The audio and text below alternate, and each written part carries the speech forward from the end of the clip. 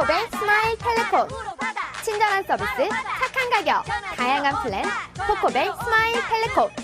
코키텔남센터 1분 거리. 코코벨 스마일 텔레콤. 한인벨 공식 대리점. 코코벨 스마일 텔레콤.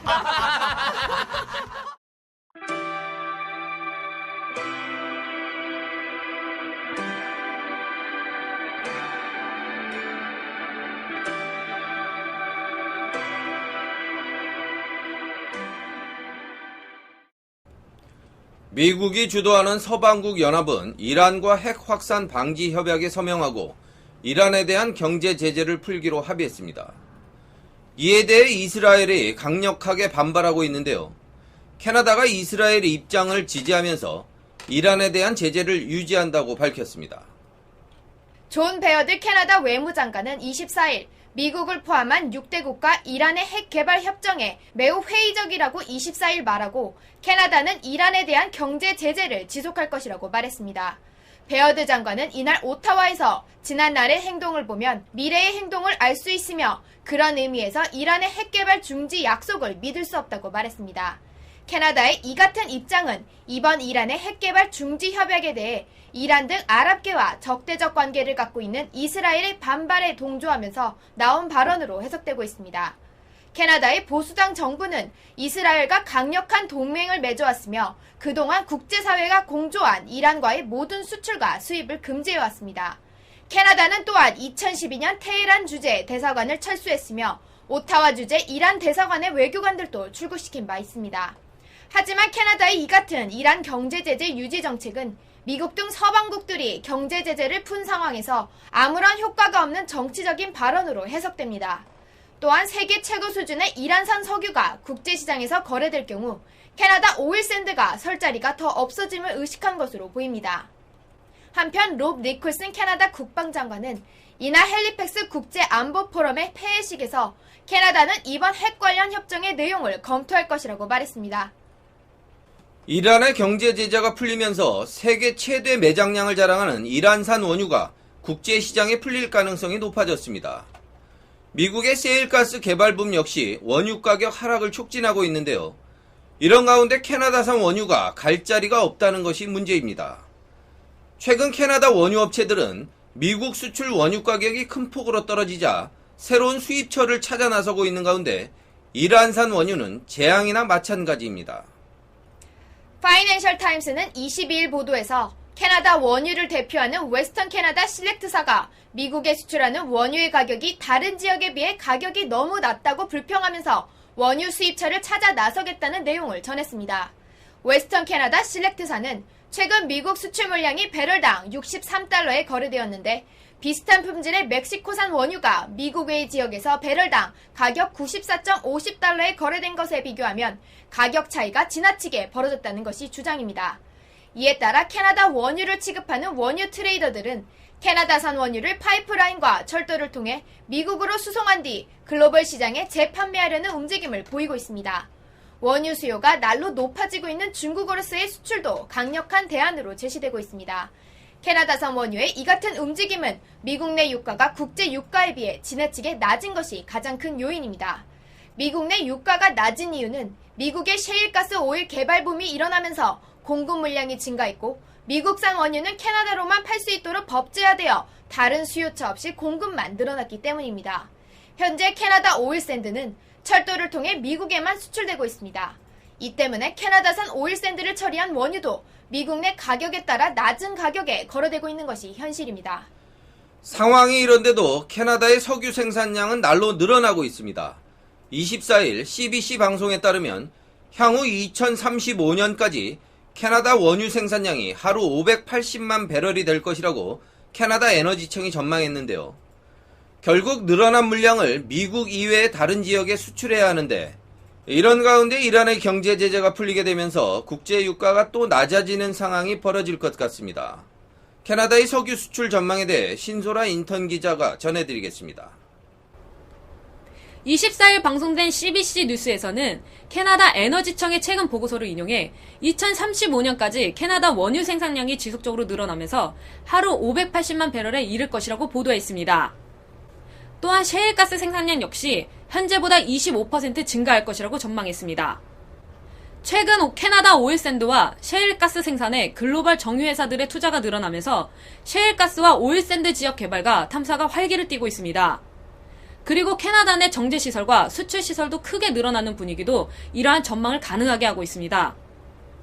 에너지청의 보고서는 캐나다 내 에너지 효율도 급격히 늘어나면서 석유 제품의 공급 증가에 비해 수요가 늘지 않을 것으로 예측하면서 에너지 업계가 해외 시장 개척에 적극 나서야 할 것이라고 지적하고 있습니다.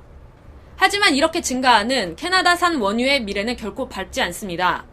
당장 석유 제품의 수출을 위한 수송 대책, 항만, 인프라 등의 부족이 캐나다 석유 산업의 큰 문제라고 지적되고 있습니다. 더구나 미국의 셰일가스 개발붐이 북미의 액화 천연가스 산업의 발전을 저해하고 있다는 전망이 나오면서 캐나다 석유 회사들의 동력도 그만큼 떨어지고 있는 것이 현실입니다.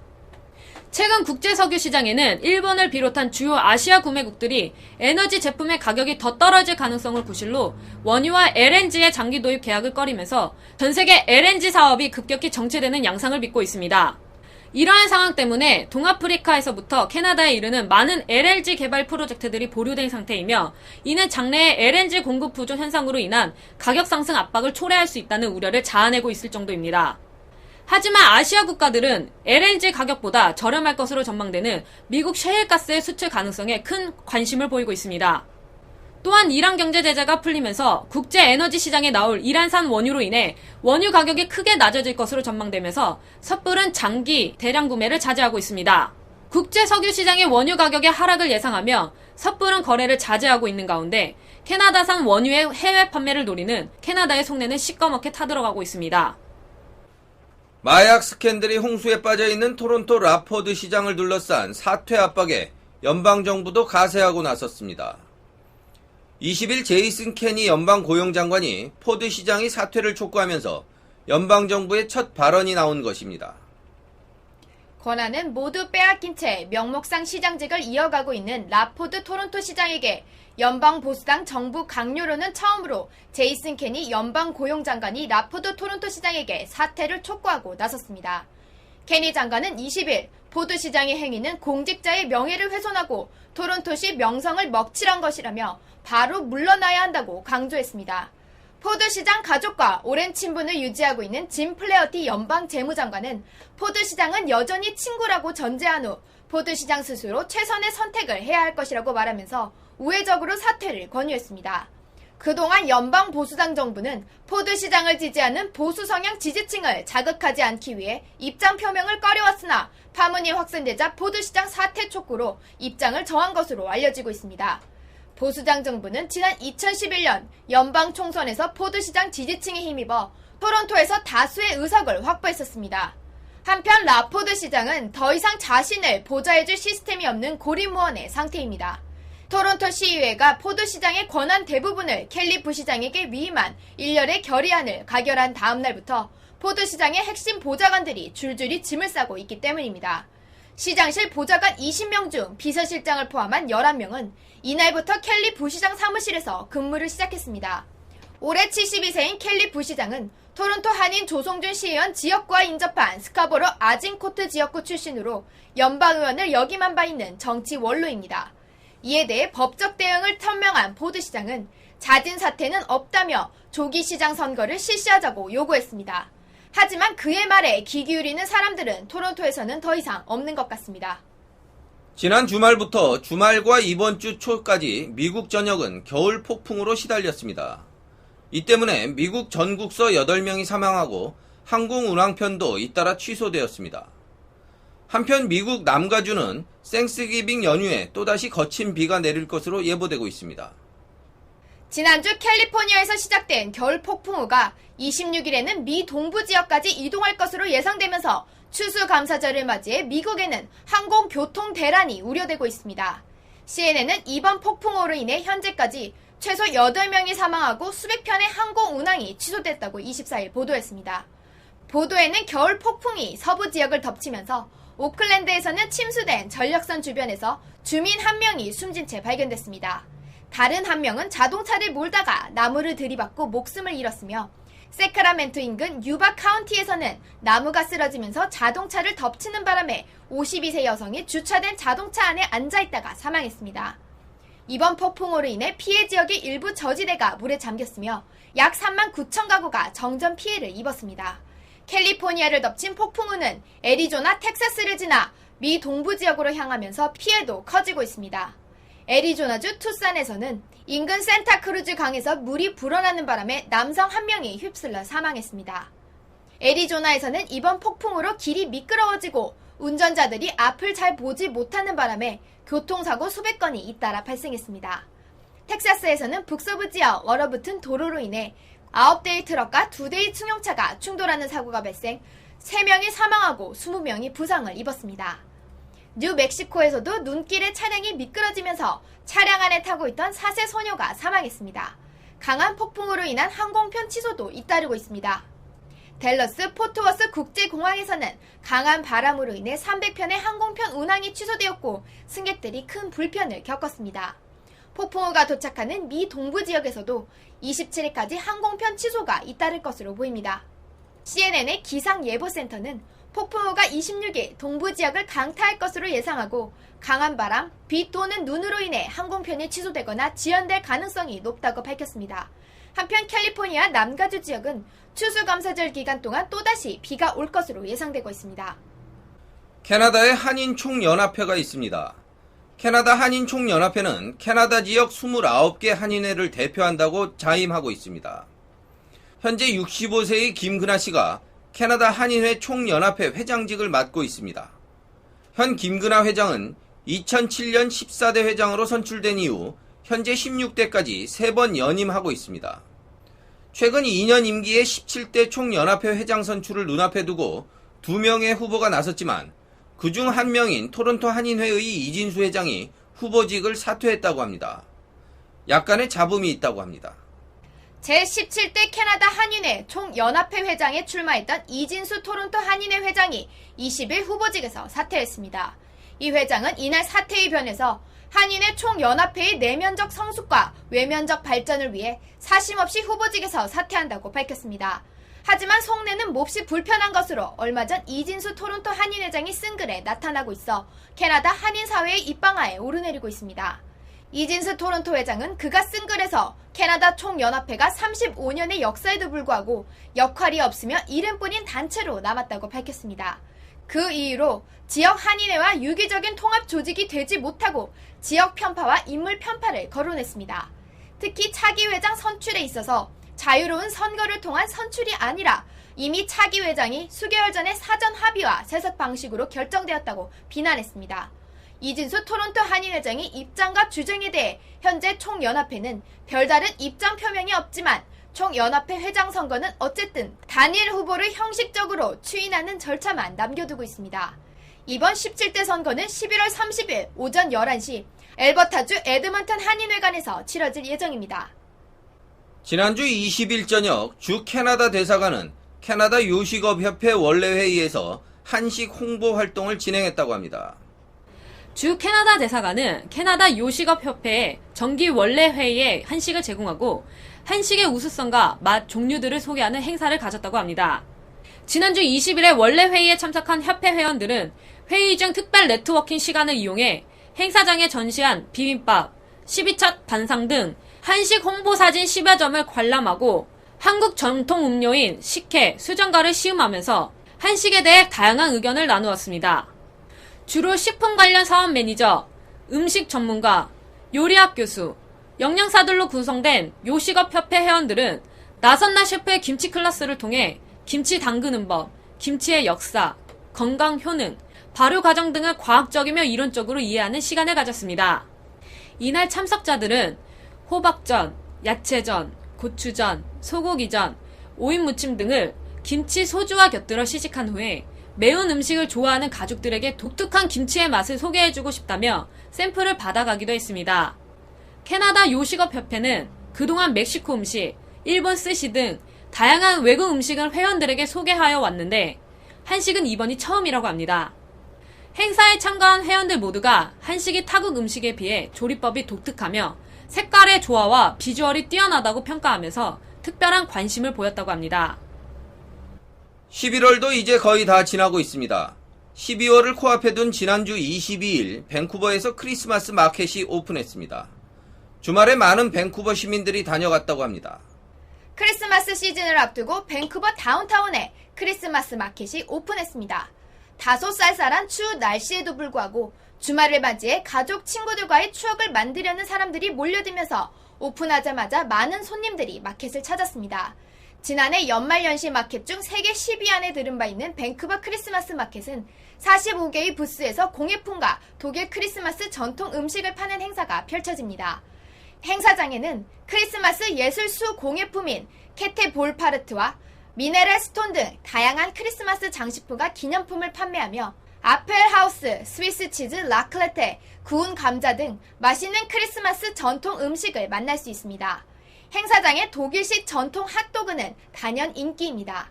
이외에 다양한 종류의 크레페, 바닐라 소스를 얹은 사과 글루바인 와인과 10월 독일 전통 맥주 축제에서 유명한 맥주 파울레이너도 있습니다.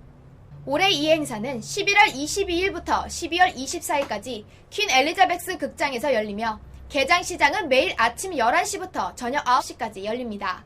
요금은 성인 6불, 7세 이상 12세 이하는 3불, 6세 미만은 무료입니다. 한국과 캐나다 간의 FTA 자유무역협정이 서울 신라호텔에서 닷새 간의 일정으로 시작됐습니다. 최경립 산업통상자원부 통상차관부와 이한번희 캐나다 외교통상부 차관부가 수석 대표로 한국과 캐나다 양국 정부 대표단 60여 명이 참석한 이 자리에는 FTA 협상에서 잔여 쟁점에 대한 절충한 모색을 시작했습니다. 한국과 캐나다의 FTA 협상은 지난 2008년 농축수산물 시장 개방에 대한 견해차가 커 중단됐다가 5년 8개월 만에 재개됐습니다.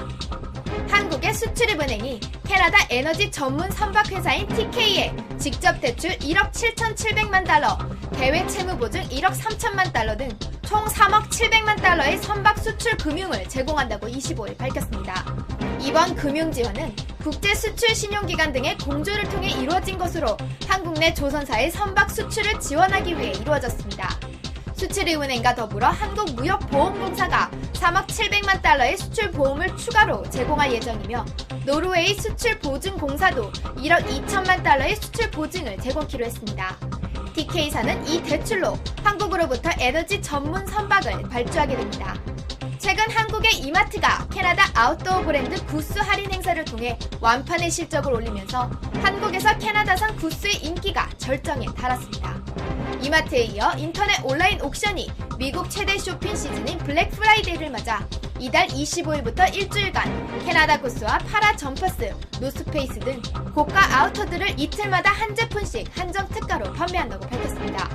행사 첫날부터 이틀 동안 캐나다 구스 익스페디션 다운 패딩을 81만 9천 원에 선착순으로 한정 판매한다고 밝혔는데 이 가격은 유명 백화점에서 120만 원에 진행됐던 특가보다 최대 30%가량 싼 가격이라고 합니다. 한편 구스의 인기가 치솟자 120만 원짜리 구스 패딩을 60여만 원에 판다고 속인 사기 쇼핑몰이 출현하는 등 한국에서 구스의 인기는 온 오프라인은 물론 사기 범죄의 소재로까지 등장하고 있습니다.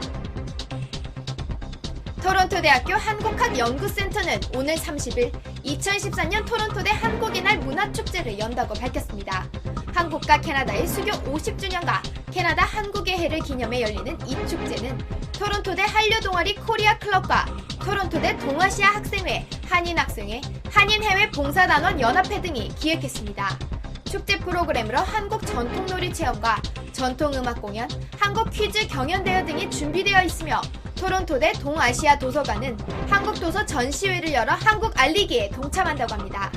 이 행사에 토론토 총영사관 교육원은 행사장 로비에서 정부 초청 영어 장학생 홍보 부스를 운영하고 한국관광공사 토론토 지사가 한국 홍보사진 전시회와 한복 입기 체험 행사를 열 예정입니다. 코키틀람의 아파트에 화재가 발생해 37세의 여성이 숨지고 100여 명의 아파트 주민이 대피하는 사고가 발생했습니다. 토요일 아침 1200 호이 애비뉴에 위치한 단층 아파트에서 발생한 이 화재는 긴급 출동한 소방대의 진압으로 아파트 전체로 번지는 것은 피했지만 사망사고를 피할 수는 없었다고 합니다. 소방당국과 RCMP는 화재 원인을 조사 중이라고 합니다. 미주 뉴스입니다. 뉴욕 중앙일보는 연말 음주운전 단속이 심해지고 있다는 보도를 했습니다. 샌프란시스코 중앙일보는 한국어 보급 활동이 활발해지고 있다는 소식을 전했으며 애틀란타 중앙일보는 한국 아이들을 입양한 캐나다 가정들이 한자리에 모여 교류 모임을 가졌다는 소식을 전했습니다. 이 밖에도 달라스 한국 여성회의 첫 번째 장학금 전달 소식과 시애틀 한인회가 새 회관을 마련했다는 등의 미국 내 한인 커뮤니티의 소식들을 신소라 인턴 기자가 전달해드리겠습니다. 뉴욕시경이 연말을 앞두고 음주운전 단속을 강화하면서 한인들이 잇따라 체포되고 있습니다. 일부 지역 경찰서는 가용 인력을 최대한 투입해 술집과 식당 주변 등 음주운전 예상 지역에서 시간대 구분 없이 단속을 실시 중이라고 합니다. 지역 109번 경찰서에 따르면 이달 들어 21일까지 관내에서 20명이 음주운전으로 체포되었으며 이 중 아시안이 15명이며 한인은 7명으로 집계됐다고 밝혔습니다. 20일에는 1시간 간격으로 20대 한인 남성 2명이 나란히 음주운전으로 적발되기도 했습니다. 퀸즈 검찰에 따르면 한인 박모 씨는 새벽 4시쯤 운전 중 전화통화를 하는 것을 본 경찰이 차량을 세웠으나 검문을 당하기 직전 도주했다가 경찰의 추격에 다시 붙잡혔는데 그는 공무집행 방해에 음주운전 사실까지 드러났다고 합니다. 이날 새벽 5시 15분쯤에는 한인 이모 씨가 술을 마시고 166 스트릿과 크로체런 애비뉴에서 차선을 넘나들며 운전을 하다 적발됐습니다. 다음 날인 21일에도 오전 3시 3분쯤 한인 채모 씨가 역시 플러싱에서 음주운전과 지시 불이행 등의 혐의로 체포됐습니다. 한편 LA에서 음주운전으로 적발될 경우 케이스에 따라 수만 달러의 변호사비와 각종 교육 프로그램 수강료 등 막대한 시간과 경제적 손실을 감수해야 한다고 합니다. 지난 16일 샌프란시스코의 UC 산타크루즈 한인 학생회 주최로 한국어 강좌가 열려 40여 명의 학생들이 한글을 배우는 유익한 시간을 가졌다고 합니다. 이날 오후 1시부터 3시간 동안 진행된 한국어 강좌는 이은경 아트 산타크루즈 한국센터 디렉터가 강사로 초빙되어 수업을 진행했고 KASA 임원과 교포 및 한국 유학생 10명이 도우미로 수업을 도왔습니다. 이날 강사로 나선 이은경 KCSC 디렉터는 참석한 학생들이 한글 모음, 자음을 따라 읽고 인사말을 익히고 나서 열심히 발표하는 모습이 너무 보기 좋았다며 UC 산타크루즈에 한국어 강좌와 연구센터가 세워져 많은 학생들이 한국어를 배울 기회를 갖기를 바란다고 소감을 밝혔습니다.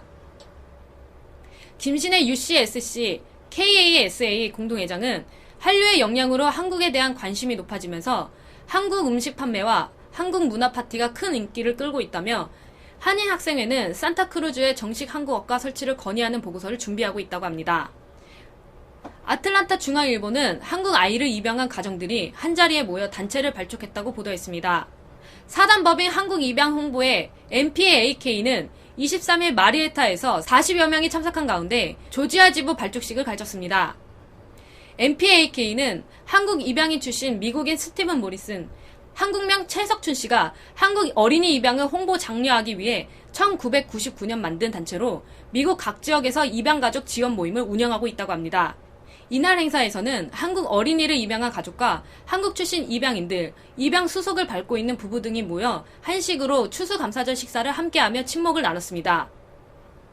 조지아 지부장을 맡은 캐런 림 씨는 현재 한국계 남편과 함께 한국에서 입양한 자녀를 키우고 있다며 이 아이는 내가 가슴으로 직접 낳은 아이라고 말했습니다. 그는 MPAK 조지아 지부 창립에 대해 한국 어린이를 입양하는 부모는 본인의 혈통을 떠나 모두 비슷한 어려움을 겪기 마련이라며 이에 작은 도움이라도 되기 위해 MPAK 지부를 설립하게 됐다고 설명했습니다.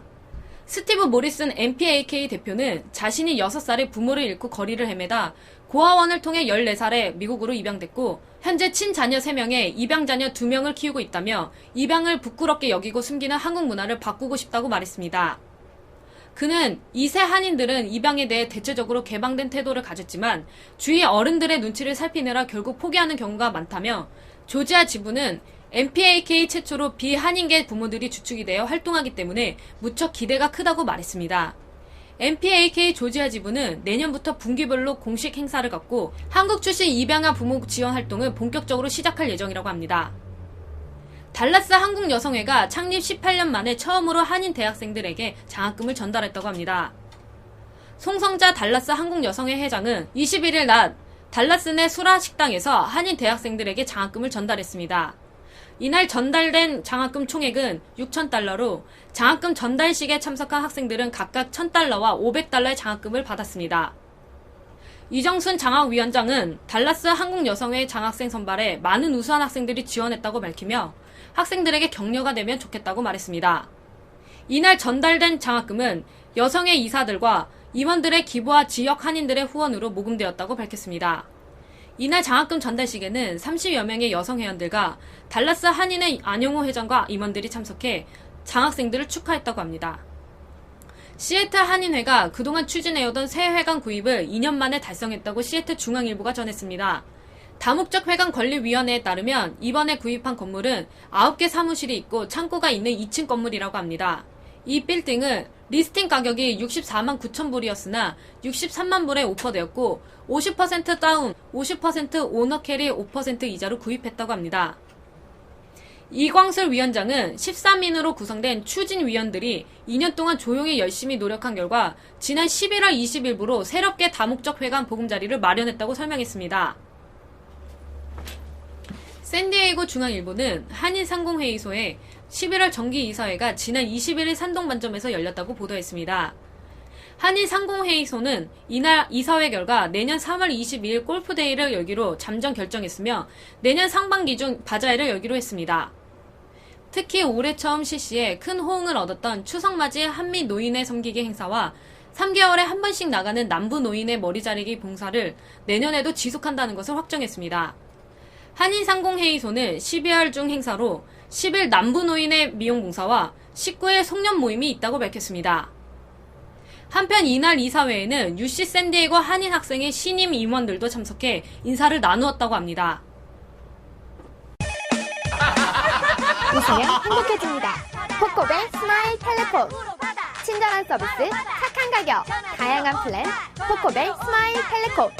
코키텔람 센터 1분 거리, 코코벨 스마일 텔레콤. 한인벨 공식 대리점, 코코벨 스마일 텔레콤.